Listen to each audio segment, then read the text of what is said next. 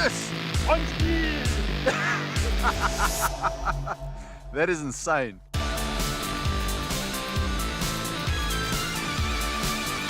Woo-hoo-hoo!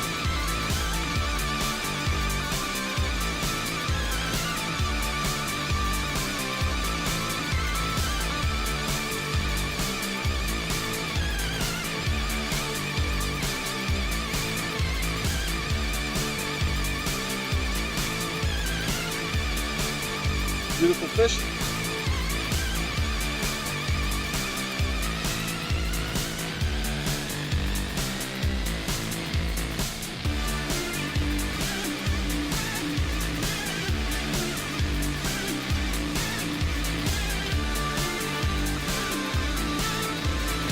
We got some action.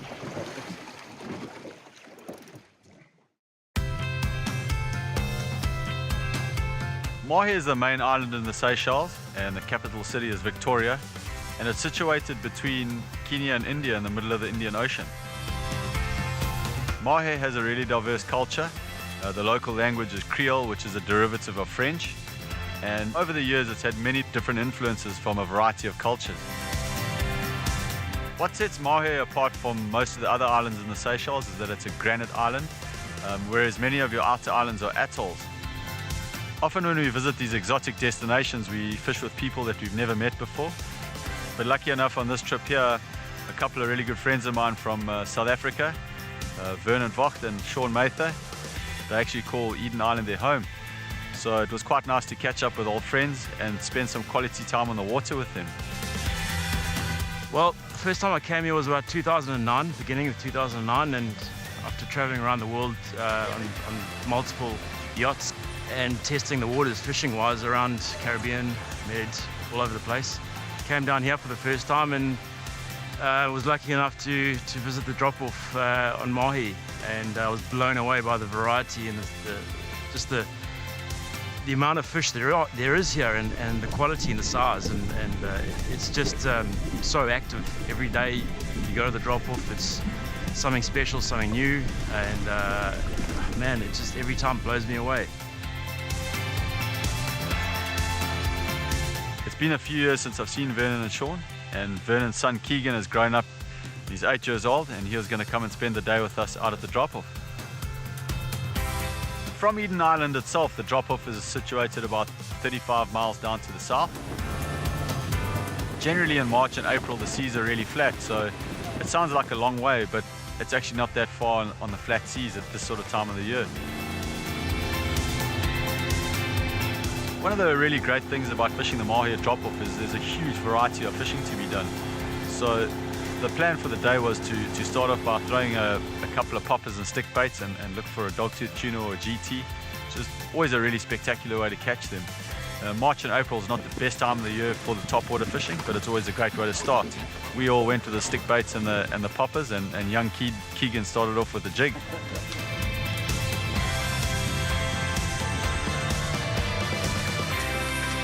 Quite often when you're throwing poppers and stick baits on shallow reefs, your first couple of minutes, 4 or 5 throws each, you're going to get a bite, and if you're not getting a bite really early on, it's a good indication of how it's going to go. Things like big GTs and dogtooth, they're very aggressive, and if there's something that they want, they'll be the first ones there. But Keegan started off with a jig, and I think right from his first down he was really busy on his little medium light jigging rod.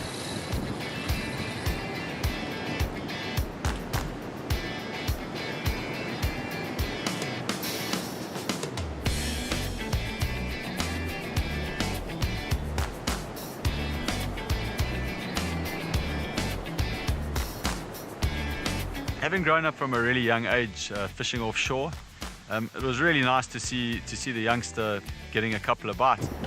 It brings back those memories of fishing up on the Zululand coast with my dad and a couple of mates. And yeah, it's really the future of fishing. If the youngsters don't enjoy it and they don't grow up to want to be out there, there's no reason to look after it. So it's really good to get the young ones out there and on the water, away from the TVs and the video games, and get them out there and really enjoy it and get to appreciate and take part in a sport that we all love.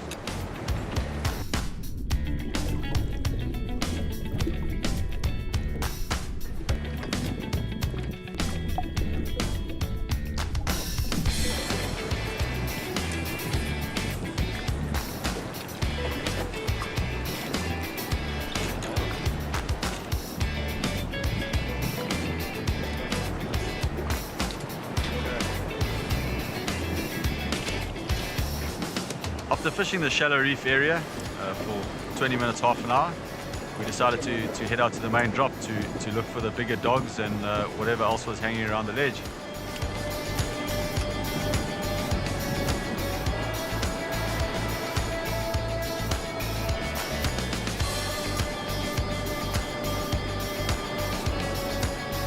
After 20 minutes or half an hour of throwing big stick baits and poppers, we realized that obviously the big GTs and dogtooth weren't on the shallower areas.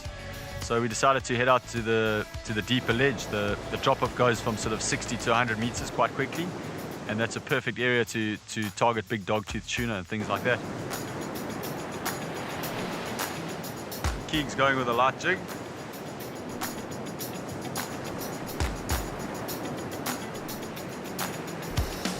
It was really great to be able to spend some time with Keegan and give him a couple of tips. We weren't helping him as such, we were just there guiding him, showing him a couple of things to make it a bit easier for him. And it's really hard for an 8-year-old to hold a big setup like that with a big strong fish on it.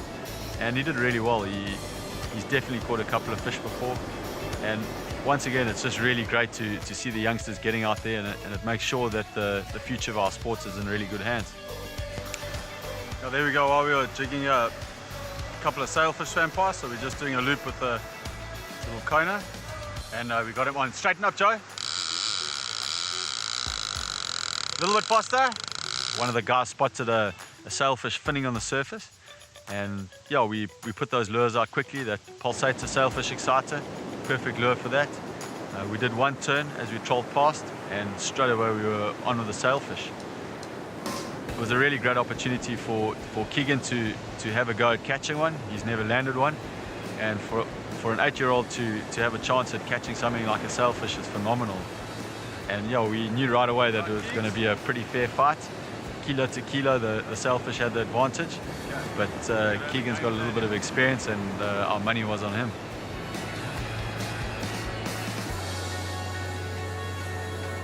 Keep winding, boy. Don't get tired. Keep winding. I got you. Is it in the bucket there? So we had a Dorado on. Vernon had it on, and then unfortunately it came off. We put the lures and the daisy chain back out again, and a sailfish came in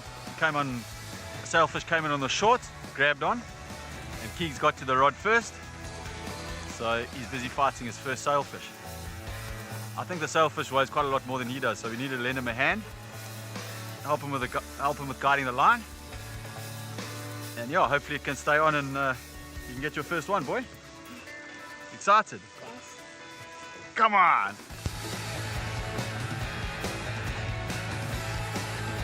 How you doing? Right.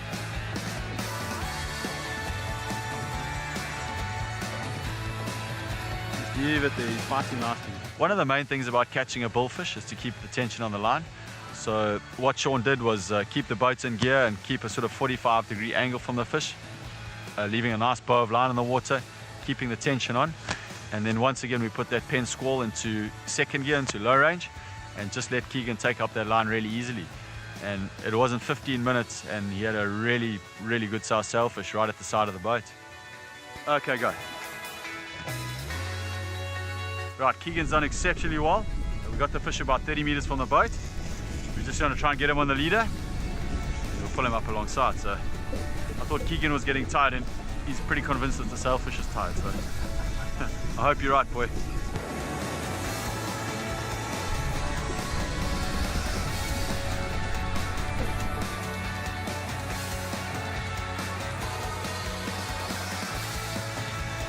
There we go. You can see on that little pen squall 30 and the little pen alley, it's not a metal reel, it's a graphite reel, nice and light. Even an 8-year-old can handle it. And that sailfish is done. 15 minutes. Well done, Lati. Right, that fish is still so nice and fresh. We're going to just leader it up, grab it on the bull, take that hook out, and then put it back safely. Put that rod down, Keeg.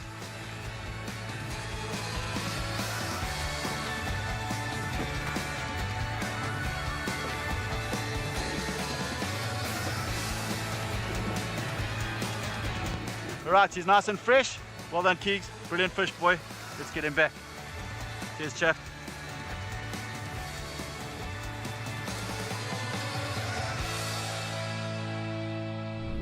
Alright, so we started off this morning doing a little bit of jigging, and you got a doggy, and then he carried on jigging on the ledge and he got a wahoo, and then 20 minutes later he's just caught his first sailfish, so well done. And you're only 8 years old.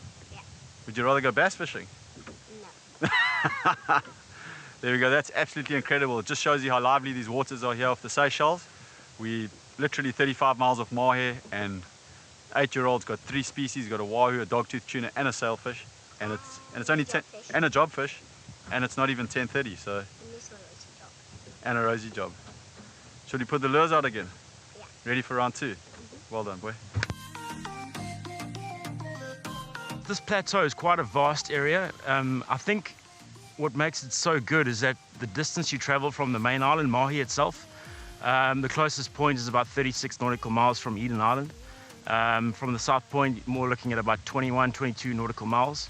So it limits a lot of people having the ability to get to these areas. And what it is, it's the plateau actually is about an average of about 40 to 50 meters. Once it gets to the drop-off, it goes down a step about 50, 60 meters, and there's another step after that.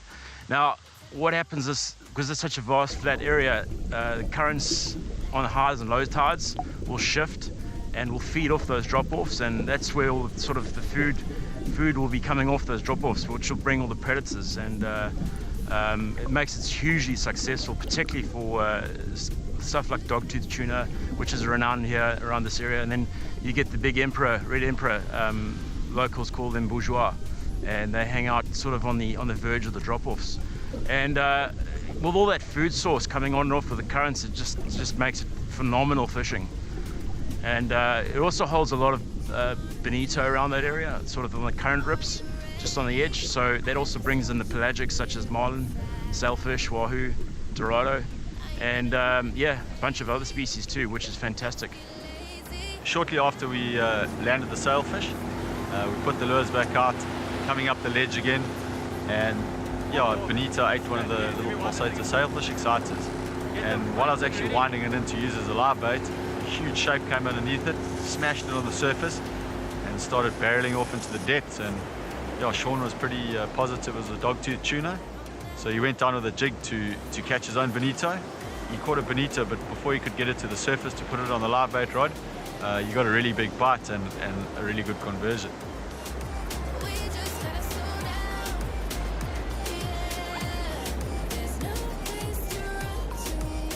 We're busy trawling. The bonito ate the kono, and then a big dogtooth ate the bonito, and we lost it. And then Sean went down to the jig to catch a bonnie, and he was trying to get it up, and another big doggy grabbed the bonnie, so now he's on properly.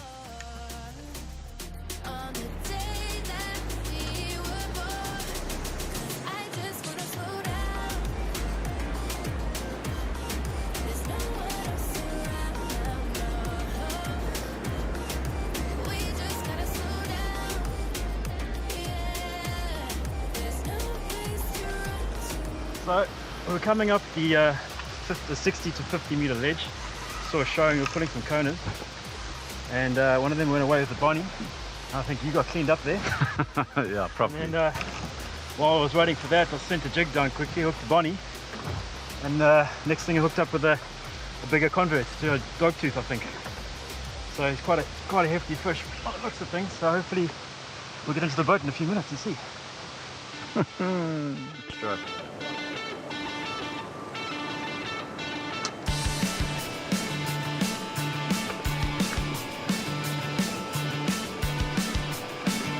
Getting quite close, huh?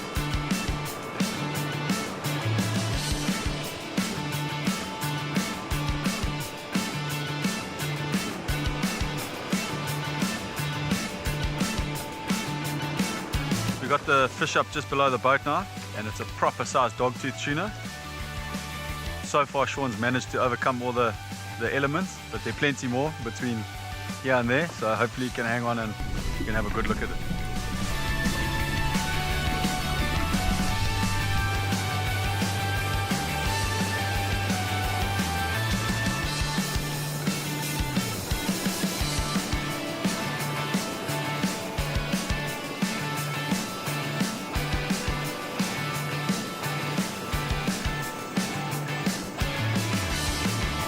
go, well done, Joe.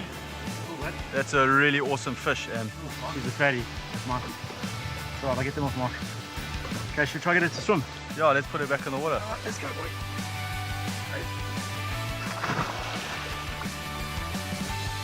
And he's gone. Well done, Rick. Shortly after Sean landed his really good sized dogtooth tuna on the Bonnie that first ate his jig, we decided to change the game plan a bit and actually target the bonitos and fish with live bait. That's possibly one of the best ways to target a dogtooth tuna. So we made up a little daisy chain and started catching live bonitos. It's yours, it's yours.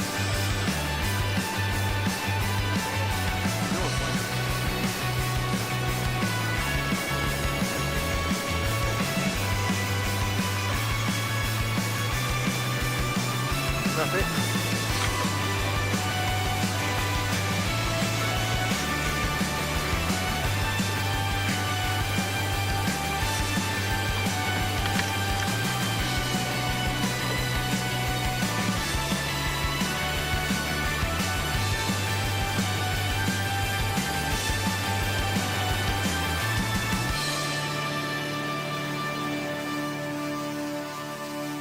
Having seen Sean just land a really good dogtooth, I've caught a couple of really good ones in my time, but you can never catch enough, and it's been a few years. I managed to get a little live bonito, send it down straight away, and once again, within 30 seconds to a minute, I had a really big bite.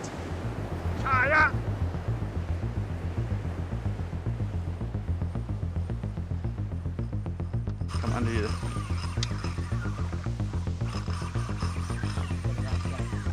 That's a pen slammer getting slammed, but it looks quite happy. So we put this one, Mark and myself both put a live bait down. This one got taken, but just didn't set, but Mark seems to have got it right.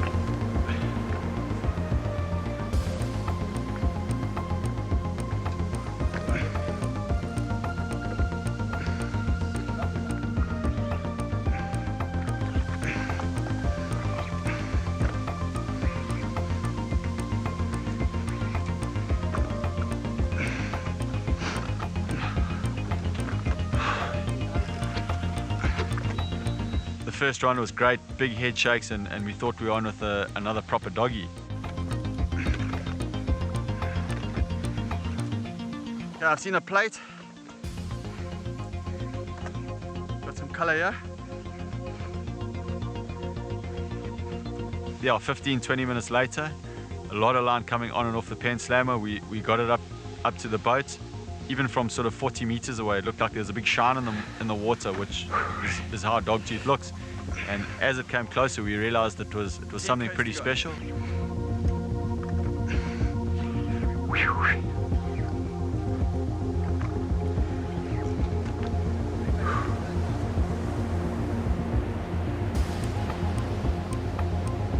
Oceanic white-tip shark. Personally, I've never actually seen one. It was the first time I've seen one. But yeah, it's always nice to catch a new species. Really aggressive, really strong shark, and we managed to get the hook out safely and send him back down into the blue.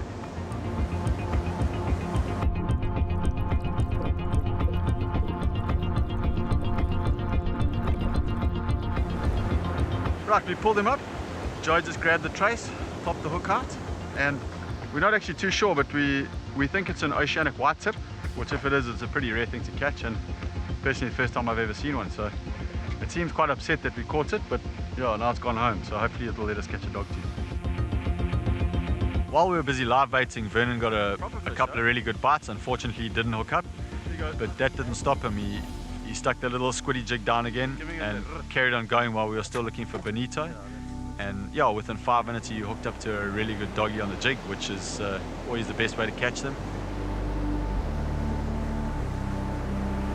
He's a nice fish, Vern.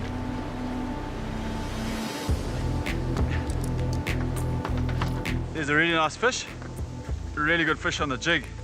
You can see it's got an old scar there where something tried to eat it. Nice fish, Vern. Good job, bro. While we were fishing on the ledge, we saw quite a lot of action going on, and we watched those white tropic birds flying around the area, and you could actually see the dorado chasing the flying fish around. So on one occasion we saw a whole lot come up to the surface. We steamed over there, put the little lures out, and we started trolling. Keegan saw his opportunity. He threw his jig back into the spread and straight away had a really good Dorado on his light stick.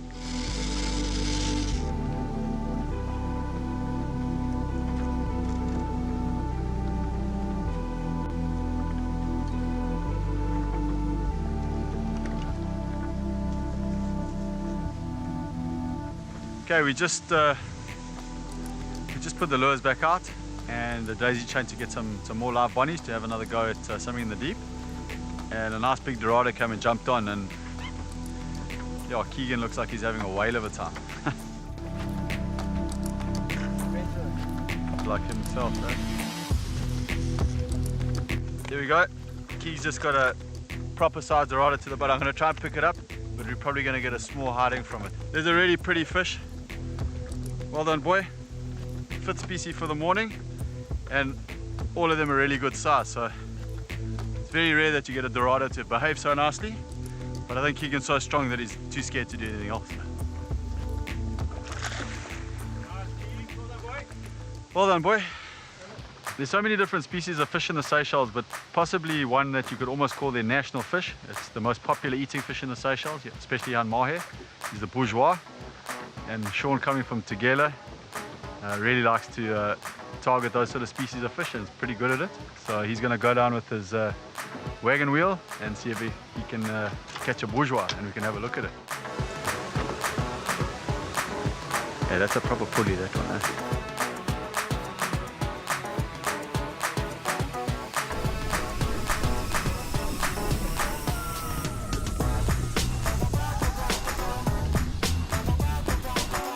Yo-ho!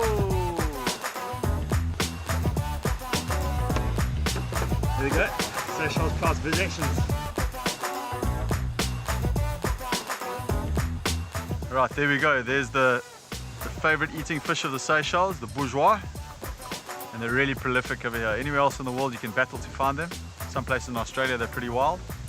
Here in the Seychelles it's their number one, so beautiful fish.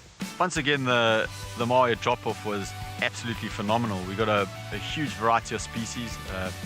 We spent a phenomenal day on the water with some good friends. And yeah, one of the best things was to see 8-year-old Keegan get really stuck in. Yeah, he caught about 5 or 6 different species of fish. Really good sized wahoo, proper sized Dorado, some nice dogtooth tuna, some jobfish, and obviously the highlight of his day was his first bullfish. So it's really good to see the youngsters out there enjoying the sport, ensuring the future of the sport in good hands. And yeah, once again, to spend some time on a place like Eden Island and have some fishing relatively close by that's absolutely world class. It's just an amazing place, and if you can, we'd really recommend you come and spend a few days here. Go and have a look what the drop-off has to offer, and you're definitely not going to be disappointed. Oh my goodness! That is insane.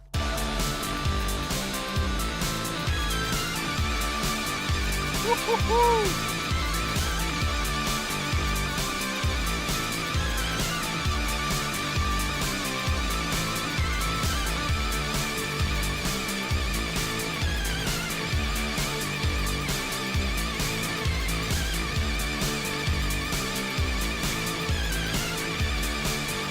Beautiful fish.